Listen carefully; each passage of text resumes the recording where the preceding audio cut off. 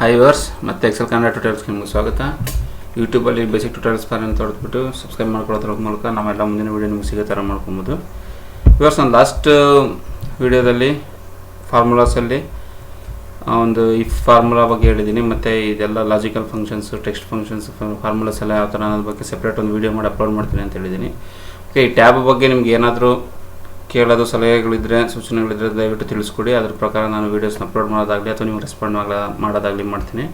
So ಈಗ next ಮುಂದೆ ಹೋಗೋಣ. Data. So home tab complete ಆಯಿತು, ಇನ್ಸರ್ಟ್ ಕಂಪ್ಲೀಟ್ ಆಯಿತು, ಪೇಜ್ ಲೇಔಟ್ ಆಯಿತು, ಫಾರ್ಮುಲಾ ಆಯಿತು, ಡೇಟಾ. ಓಕೆ, ಡೇಟಾದಲ್ಲಿ ಇದು ಫ್ರಮ್ ಆಕ್ಸೆಸ್ ಅಂತ ಇದೆ. ಅಂದರೆ ನಮ್ಮಲ್ಲಿ ಎಮ್ ಎಸ್ ಆಫೀಸಲ್ಲಿ ಇನ್ಬಿಲ್ಟು ಎಮ್ ಎಸ್ ಆಫೀಸ್ ಯಾವ ಥರ ಇರುತ್ತೆ, M S office, M S word, M S ಗ್ರೂ, ಅದೇ ಥರ ಎಮ್ ಎಸ್ ಆಕ್ಸೆಸ್ ಅಂತ ಒಂದು ಡೇಟಾಬೇಸ್ ಇರುತ್ತೆ. ಅಲ್ಲಿರೋ ಡೇಟಾನ ನೀವು ಇಂಪೋರ್ಟ್ ಮಾಡ್ಕೊಳ್ಳೋಕ್ಕೋಸ್ಕರ ಎಮ್ ಎಸ್ ಆಕ್ಸೆಸ್ ಅಂತ ಯೂಸ್ ಮಾಡ್ತೀವಿ. ಇದು ಕ್ಲಿಕ್ ಮಾಡಿದ್ರೆ ಆಕ್ಸೆಸ್ ಡೇಟಾಬೇಸ್ಗೆ ಹೋಗುತ್ತೆ. ಅಲ್ಲಿಂದ ನೀವು ಆ ಫೈಲ್ನ ಇಂಪೋರ್ಟ್ ಮಾಡ್ಕೊಬೋದು. ಸೋರ್ಸ್ ಫೈಲ್ ಸೆಲೆಕ್ಟ್ ಮಾಡಿಬಿಟ್ಟು. ನನ್ನ ಹತ್ರ ಯಾವುದೋ ಡೇಟಾಬೇಸ್ ಇಲ್ಲ ಅದು, ಸೊ ಹಾಗಾಗಿ ನೋಡೋಕ್ಕಾಗ್ತಿಲ್ಲ. ನೆಕ್ಸ್ಟ್ ವೆಬ್ಬಿಂದ ನೀವು ಬೇಕಾದ್ರೆ ವೆಬ್ ಪೇಜಿಂದ ಡೈರೆಕ್ಟ್ ಇಲ್ಲಿ ಇಂಪೋರ್ಟ್ ಮಾಡ್ಕೊಳ್ಬೋದು. ಇದು ಇಂಪೋರ್ಟ್ ಆಗೋಂದರೆ ಇಲ್ಲಿ ಗೋ ಅಂತ ಕೊಟ್ಟರೆ ಅಲ್ಲೇನ ನಿಮ್ಮ ಡೇಟಾಸ್ ಇದ್ದಿದ್ದೆಲ್ಲ ಎಕ್ಸೆಲ್ ಶೀಟ್ಗೆ ಇಂಪೋರ್ಟ್ ಆಗುತ್ತೆ. ನೋಡಿ, ಡೌನ್ಲೋಡಿಂಗ್ ಡೇಟಾ ಅಂತ. ಸೊ ಈ ಥರ ಮಾಡಿಕೊಂಡು ನಾವು ಅಂದರೆ ಎಕ್ಸ್ಟರ್ನಲ್ ಸೋರ್ಸಿಂದ ತೊಗೊಂಡು ನಮ್ಮ ಎಕ್ಸೆಲ್ಗೆ ಹಾಕ್ಕೊಳ್ಳೋಕ್ಕೋಸ್ಕರ ನೋಡಿ, ಇಲ್ಲಿ ಎಲ್ಲ ಎಕ್ಸ್ಟರ್ನಲ್ ಡೇಟಾ ಇದು. ಈ ಫ್ರಮ್ ಟೆಕ್ಸ್ಟ್ ಅಂದ್ಕೊಡಿ. ನೋಡಿ, ಈಗ ಟೆಕ್ಸ್ಟ್ ಡಾಕ್ಯುಮೆಂಟ್ ಯಾವುದನ್ನ ಇದ್ದರೆ, ಫಾರ್ ಎಕ್ಸಾಂಪಲ್ಲು ಇರ್ಬೋದು ಮೋಸ್ಟ್ಲಿ. ನೋಡಿ, ಸೇಮ್ ಪೇಜ್ ಅಂತ ಇದೆ. ಕ್ಲಿಕ್ ಮಾಡಿದೆ, ನೆಕ್ಸ್ಟ್ ಕೊಟ್ಟೆ, ನೆಕ್ಸ್ಟ್. ಇದೆಲ್ಲ ನಮ್ಗೆ ಹೆಂಗೆ ಬೇಕು ಹಂಗೆ ಅಡ್ಜಸ್ಟ್ ಮಾಡ್ಕೋಬೋದು. ಇಲ್ಲಿ ಸೋರ್ಸ್ ಕೇಳ್ತಾ ಇದೆ, ಇಲ್ಲಿ ಕೊಡಿ ಸೋರ್ಸು, ಓಕೆ ಕೊಡ್ತೀನಿ. ನೋಡಿ, ಇಲ್ಲಿ ಬಂದಿದೆ ಡೇಟಾ ಅದು ನೋಡಿ. ಸೊ ಹಾಗಾಗಿ ಅದೇ ಟೆಕ್ಸ್ಟಲ್ಲಿ ಇದ್ದಿದ್ದೆಲ್ಲ ಇಲ್ಲಿ ಇಂಪೋರ್ಟ್ ಆಯಿತು. ಈ ಥರ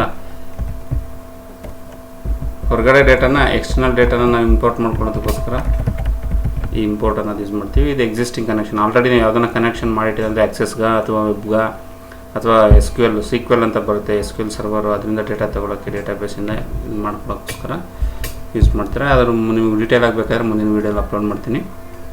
ಸೊ ಈ ಗ್ರೂಪನ್ನು ಅದಕ್ಕೋಸ್ಕರ ಯೂಸ್ ಮಾಡ್ತಾರೆ. ನೆಕ್ಸ್ಟು ಕೊಯ್ರಿ. ಇದು ನ್ಯೂ ಕೊಯ್ರಿ. ಈ ನ್ಯೂ ಕೊಯ್ರೀಸ್ ಏನಪ್ಪ ಅಂದರೆ, ನೀವೇನೋ ಕೊಯ್ರೀಸ್ ಯಾವ ಥರ ಅಂದರೆ, ನಿಮಗೆ ಸಪೋಸ್ ಈ ಡೇಟಾಬೇಸಲ್ಲಿ SQL ಸರ್ವರಿಂದ ಡೇಟಾಬೇಸ್ ಕನೆಕ್ಟ್ ಮಾಡಿದ್ರೆ ಅಂದ್ಕೊಳ್ಳಿ, ಒಂದು ಕೊಯ್ರಿ ಬರೆದ್ಬಿಟ್ಟು ಅಲ್ಲಿಂದ ಔಟ್ಪುಟ್ನ ತೊಗೊಳಕ್ಕೋಸ್ಕರ ಇದನ್ನು ಯೂಸ್ ಮಾಡ್ತಾರೆ. ಸೊ ಇದೆಲ್ಲ ನಿಮ್ಗೆ ಬೇಕಾದ್ರೆ ಮುಂದಿನ ವೀಡಿಯೋದಲ್ಲಿ ಡೀಟೇಲಾಗಿ ಎಕ್ಸ್ಪ್ಲೇನ್ ಮಾಡ್ತೀನಿ ಯೂಸರ್ಸ್. ಓಕೆ, ಶೋ ಕೊಯ್ರೀಸು ಮತ್ತು ಏನೇನು ಕೊಯ್ರಿ ಬರೆದಿದ್ವಿ, ಯಾವ ಟೇಬಲ್ ಇದೆ ಅದ್ರ ಬಗ್ಗೆ ತಿಳ್ಕೊಳ್ಳೋಕ್ಕೆ, ರೀಸೆಂಟ್ಸ್, ರಿಸೋರ್ಸಸ್. ಓಕೆ, ಇದಿಷ್ಟು ನಿಮ್ಗೆ ಅಷ್ಟು ಮೇಜರ್ ಅನಿಸಲ್ಲ ಈಗ ಬೇಸಿಕ್ ತಿಳ್ಕೊತಾ ಇರೋ ಕಾರಣಕ್ಕೋಸ್ಕರ ಇವೆರಡೂ. ಬಟ್ ಬೇಕಂದರೆ ಅದ್ರ ವೀಡಿಯೋಸ್ ಅಪ್ಲೋಡ್ ಮಾಡೋಣಂತೆ, ತೊಂದರೆ ಇಲ್ಲ. ಓಕೆ, ನೆಕ್ಸ್ಟ್ ಇದು ರಿಫ್ರೆಶ್. ನೀವು ಏನಾದರೂ ಪ್ರೈವೇಟ್ ಹಾಕಿದರೆ ಅಥವಾ ಆ ಥರ ಏನಾದ್ರು ಮಾಡಿದರೆ ರಿಫ್ರೆಶ್ ಅಲ್ಲ ಅಂತ ಕೊಟ್ಟರೆ ತಾನೇ ರಿಫ್ರೆಶ್ ಆಗುತ್ತೆ. ನೋಡಿ, ಇದು ಯಾಕಂದರೆ ನಾವು ಎಕ್ಸೆಲ್ ಕನೆಕ್ಟ್ ಮಾಡಿದ್ವಲ್ಲ, ಹೆಂಗೆ ಗೊತ್ತಾಗುತ್ತೆ ಅಂದರೆ, ಯಾಕೆ ರಿಫ್ರೆಶ್ ಆಗ್ತಿಲ್ಲ ಅಂದರೆ, ಎಕ್ಸಿಸ್ಟಿಂಗ್ ಕನೆಕ್ಷನಲ್ಲಿ ನೋಡಿ ಇದಿದೆ. ಇದಿರೋದ್ರಿಂದ ಅದು ಹೊರಗಡೆ ಅಲ್ಲಿ ನಾವೇನು ಚೇಂಜ್ ಮಾಡಿದ್ರೆ ಅಲ್ಲಿ ಇದು ರಿಫ್ಲೆಕ್ಟ್ ಆಗ್ತಾ ಇರುತ್ತೆ. ಸೊ ಹಾಗಾಗಿ ಎಡಿಟ್ ಕನೆಕ್ಷನ್ ಮಾಡಿಬಿಟ್ಟು ಇದನ್ನು ತೆಗೆದುಬಿಡೋಣ ಬೇಕಾದ್ರೆ. ಇನ್ನು ನೋಡಿ, ಇದೆಲ್ಲ ನಿಮಗೆ ನೋಡಿದ್ರೆ ನಿಮಗೆ ಗೊತ್ತಾಗ್ಬಿಡುತ್ತೆ ಏನೇನು ಡೀಟೇಲ್ಸ್ ಇದೆ ಅಂತ. ಸೊ ಇದು ರಿಫ್ರೆಶ್ ಮಾಡೋಕ್ಕೋಸ್ಕರ ಈ ಕನೆಕ್ಷನ್ ಡಿಸ್ಕನೆಕ್ಟ್ ಮಾಡಿಬಿಟ್ರೆ ನಾವು ಅದು ರಿಫ್ರೆಶ್ ಎಲ್ಲ ಏನು ಎರರ್ ತೋರಿಸಿದೆ ಅದು ಬರೋಲ್ಲ. ಸೊ ಹಂಗಾಗಿ ಅಷ್ಟೇ. ಓಕೆ, ಇರಲಿ. ಇದು ರಿಫ್ರೆಶ್ ಮಾಡೋಕ್ಕೆ ಇದಕ್ಕೆ ಎಕ್ಸಿಸ್ಟಿಂಗ್ ಕನೆಕ್ಷನ್ಸ್. ನೆಕ್ಸ್ಟು ಇದು ನಿಮ್ಗೆ ಆಲ್ರೆಡಿ ಹೇಳಿದ್ದೀನಿ, ನಾನು ಆಲ್ರೆಡಿ ಮಾಡಿದ್ದೀವಿ. ಫಿಲ್ಟರ್ಸ್ ಬಗ್ಗೆ ಬೇಕಾದ್ರೆ ಮತ್ತೊಮ್ಮೆ ನೋಡೋಣ. ಇದೇನು ಫಿಲ್ಟರ್ಸ್ ಅಪ್ಪ ಅಂದರೆ, ಸಾರ್ಟ್ ಆ್ಯಂಡ್ ಫಿಲ್ಟ್ರು. ನೋಡಿ, ಈಗ ವೆಡ್ನೆಸ್ಡೇ ಇದೆ ಫಸ್ಟು, ಅದ್ರ ಮೇಲೆ ಕ್ಲಿಕ್ ಮಾಡಿಬಿಟ್ಟು A to Z ಸೆಲೆಕ್ಟ್ ಮಾಡಿದ್ರೆ ಎಲ್ಲ ಫಸ್ಟ್ ಫ್ರೈಡೇ ಹಂಗೆ ಬಂತು. ಉಲ್ಟಾ ಇದು ಮಾಡಿದ್ರೆ A to Z ಆಯಿತು. ಓಕೆ, ಮತ್ತು ಇದು ಅಡ್ವಾನ್ಸ್ಡ್ ಫಿಲ್ಟ್ರ್ ಏನಪ್ಪ ಅಂದರೆ, ಹಿಂಗೆ ಕ್ಲಿಕ್ ಮಾಡಿಬಿಟ್ಟು ನಿಮಗೆ ಯಾವ್ದು ನೋಡಿ, ಇಲ್ಲಿ ಮಂತ್ ಆಗಬೇಕಾ, ಓಕೆ ಕೊಡಿ. ಅದ್ಮೇಲೆ ನೆಕ್ಸ್ಟ್ ಲೆವೆಲ್ ಕೊಡಿ, ಯಾವ್ದು ಫೆಬ್ರವರಿ ಮಂತ್. ನೆಕ್ಸ್ಟ್ ಅದೇನು ಸ್ಮಾಲೆಸ್ಟ್ ಟು ಲಾರ್ಜೆಸ್ಟ್ ಆಗಬೇಕಾ, ಲಾರ್ಜೆಸ್ಟ್ ಟು ಸ್ಮಾಲೆಸ್ಟ್ ಆಗಬೇಕಾ, ಈ ಥರ ಕೊಟ್ಟರೆ ನೋಡಿ, ಇದು ಈ ಕಾಲಮಿಂಗ್ ಆಯಿತು, ಈ ಕಾಲಮಿಂಗ್ ಆಯಿತು. ಇದು ನಿಮ್ಗೆ ಯಾವ ಥರ ಬೇಕು, ಸಾರ್ಟ್ ಯಾವ ಕಾಲಮ್ಸ್ Z to A ಬೇಕು, ಯಾವ್ದು A to Z ಆಗಬೇಕು ಅನ್ನೋ ತಿಳ್ಕೊಳ್ಳೋದಕ್ಕೋಸ್ಕರ ಈ ಫಿಲ್ಟರ್ ಆಪ್ಷನ್ ಯೂಸ್ ಮಾಡ್ತಾರೆ. ಓಕೆ, ಇನ್ನು ಅಡ್ವಾನ್ಸ್ಡ್ ಅಂದರೆ ನಿಮ್ಗೆ ಹೆಂಗೆ ಹೇಳ್ತೀನಿ ಅಂದರೆ, ಅಡ್ವಾನ್ಸ್ಡ್ ಅಂದರೆ ನೋಡಿ, ಈಗ ಇಲ್ಲಿ ಡೇಟಾ ಇದೆ ಅಂದ್ಕೊಳ್ಳಿ ಇಷ್ಟು. ಓಕೆ, ಅಡ್ವಾನ್ಸ್ಡಲ್ಲಿ ಸೇಮ್ ಇದು ನಿಮಗೆ ಕಾಪಿ ಪೇಸ್ಟ್ ಮಾಡಾಕ್ತೀನಿ. ಇಲ್ಲಿ ನನಗೆ greater than equal or greater than 45 ಇರೋದು ಮಾತ್ರ ಬರಬೇಕು, 48 ಇರೋದು ಮಾತ್ರ ಬರಬೇಕು ಅಂತ ಕೊಟ್ಟಿರ್ತೀನಿ. ಓಕೆ, 40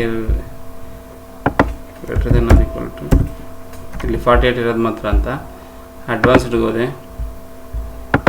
ಈ ರೇಂಜ್ ಸೆಲೆಕ್ಟ್ ಮಾಡಿದ್ದೀನಿ. ನಾವು ಎಲ್ಲಿ ಆಗಬೇಕು ರೇಂಜು ಅದು ಮತ್ತೆ ಇಲ್ಲಿ ಸೆಲೆಕ್ಟ್ ಮಾಡ್ತೀನಿ. ಓಕೆ ಕೊಡ್ತೀನಿ. ನೋಡಿ, ಓನ್ಲಿ 48 ಇರೋದು ಮಾತ್ರ ಫಿಲ್ಟರ್ ಆಯಿತು, ಉಳಿದಿರೋದೆಲ್ಲ ಅನೈಡ್ ಆಗ್ಬಿಡ್ತು. ಬೇಡ ಅಂದರೆ ಕ್ಲಿಯರ್ ಅಂದರೆ ಕ್ಲಿಯರ್ ಮಾಡಬೇಕು. ಅಂದರೆ ನೀವು ಫಿಲ್ಟ್ರ್ ಅಡ್ವಾನ್ಸ್ಡಲ್ಲಿ ಏನು ನೀವು ಲಾಜಿಕ್ ಕೊಡ್ತೀರಾ, ಏನು ಕ್ರೈಟೀರಿಯಾ ಕೊಡ್ತೀರಾ ಅದ್ರ ಮೇಲೆ ಅದು ಫಿಲ್ಟರ್ ಆಗುತ್ತೆ. ಸೊ ಅದಕ್ಕೋಸ್ಕರ ಇದನ್ನು ಯೂಸ್ ಮಾಡ್ತೀನಿ. ಕ್ಲಿಯರ್ ಅಂದರೆ ಕ್ಲಿಯರ್ ಆಗಿಬಿಡುತ್ತೆ.